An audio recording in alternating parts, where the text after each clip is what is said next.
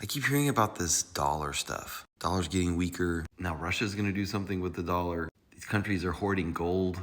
I think even Americans who don't pay much attention to this stuff have heard that the dollar is the world's reserve currency. Basically, what that means is that a lot of transactions outside the United States use the US dollar. And what that means for us as Americans is that our government can borrow money more easily and at a lower interest rate. We definitely do that. But an idea that I've only seen people talking about more seriously recently is this idea that us having the reserve currency could have costs to Americans. And importantly, I'll note that this was written before the Trump years, so this is not necessarily just like a Trump idea. The thing is, if all these people outside the US are using dollars for their stuff, that means that there's more demand for dollars.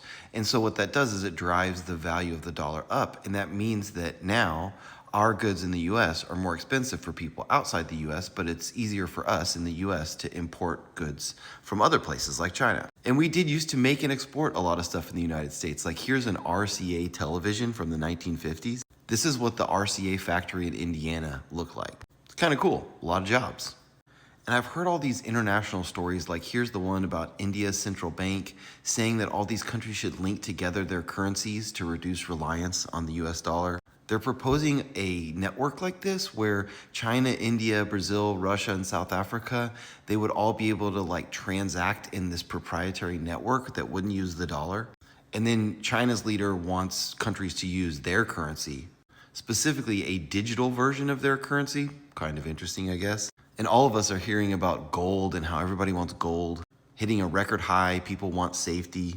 It's because people are uncertain. They're uncertain about what the dollar is going to do, what's going to happen with all these countries around the world as basically Trump shakes things up.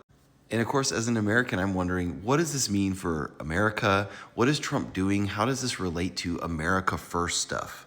And then I think back to all the things America's done around the world, all these wars that we were getting involved in, American companies doing all this business all over the world, Walmart not only selling in India and China, buying there. We have this whole global network that's kind of how we do business in America. And to me, that whole world leads to office parks. It's like the jobs are people in offices, sales, marketing, management. Definitely not on a factory floor making TVs in Indiana.